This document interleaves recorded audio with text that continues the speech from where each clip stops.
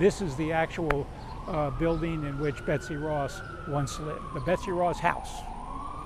So I'm here with Byron Lemmer from the Sons of the American Revolution. As you saw from the prior videos, we're here in Independence Square. We're about to have a public reading of the Declaration of Independence. Byron has come all the way from Washington State. Why are you here, sir? I can't imagine a more fantastic place to be for the 4th of July. Right at the very spot where it happened, right in front of the very building that it happened. Indeed, right here, Independence Hall. Look, big tree branch kind of covering it, but it was here 250 years ago, indeed. Yeah, it's a fantastic time to be alive and to be an American. Indeed. Thank you, Byron. So we're getting ready for the reading of the Declaration. We're here in Independence Square, and you can see all the guys lining up here. Here's our color guard commander who's calling out, getting ready. All the flags are for all the different state societies.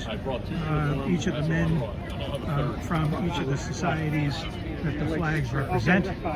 And you can see finally at the end we've got the American flag. So big celebration.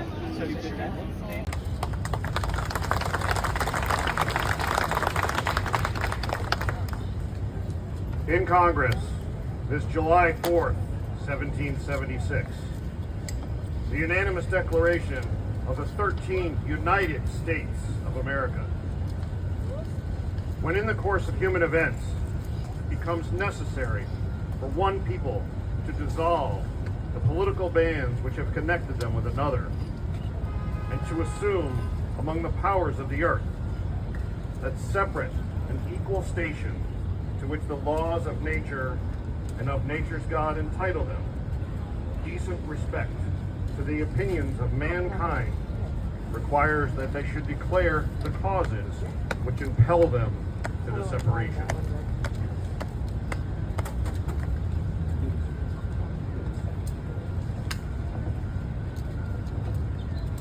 Thomas Jefferson.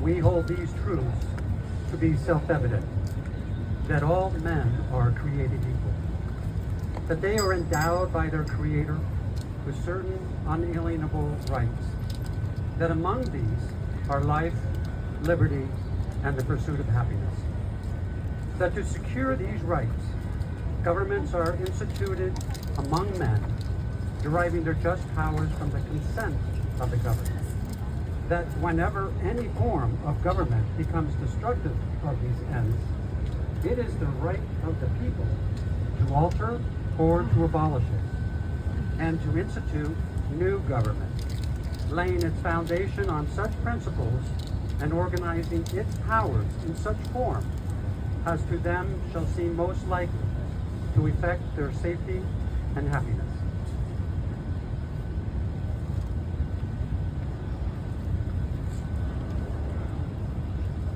Mary Catherine Goddard.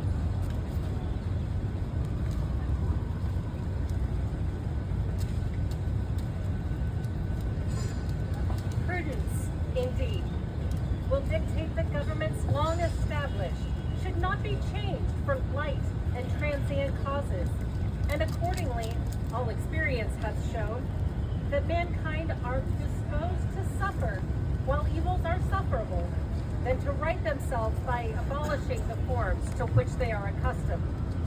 But when a long train of abuses and usurpations, pursuing invariably the same object, evinces a design to reduce them under absolute despotism, it is their right, it is their duty to throw off such a government and provide new guards for their future security.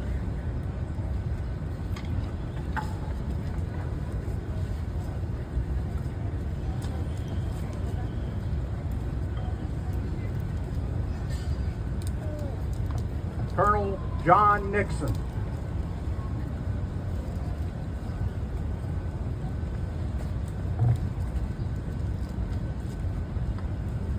This isn't part of the Declaration of Independence, but I just had to make note.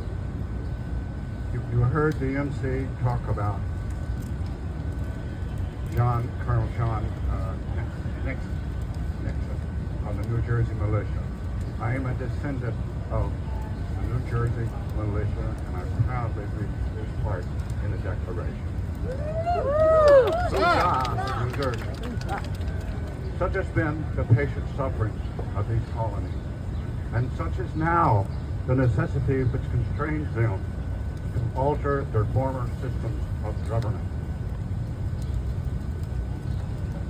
The history of the present King of Great Britain is a history of repeated injuries and usurpations, all having in direct object of repeated injuries to the establishment of an absolute tyranny over these states. To prove this, let facts be submitted to a candid world.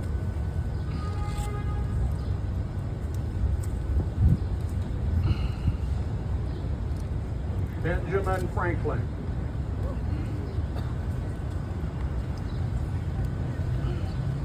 He has refused his assent to laws, most wholesome and necessary for the public good.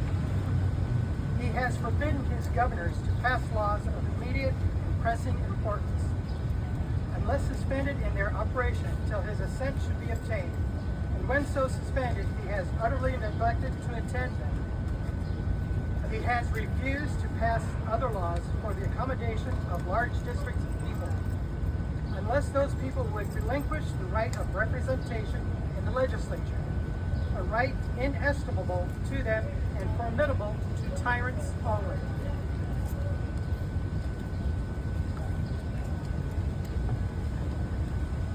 Charles Thompson.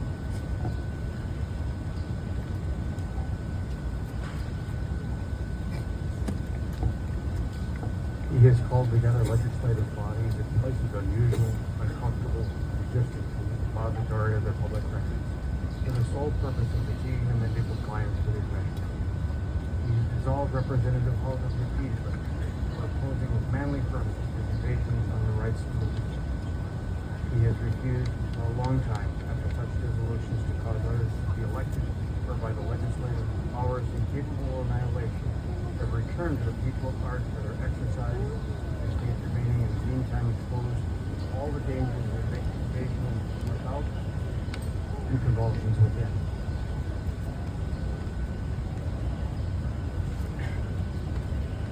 Caesar Rodney.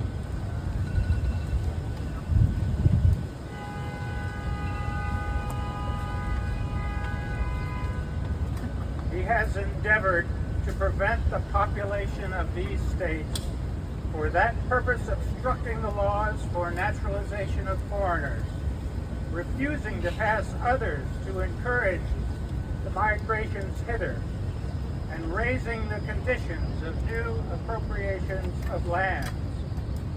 He has obstructed the administration of justice by refusing his assent for laws establishing judiciary powers. He has made judges dependent on his will alone for the tenure of their offices and the amount and payment of their salaries.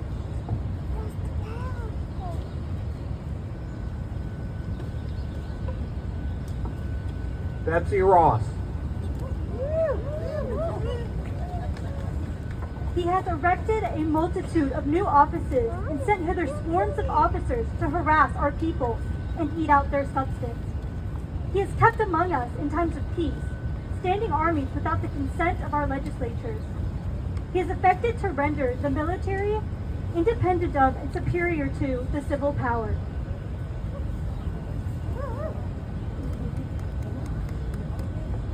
John Adams.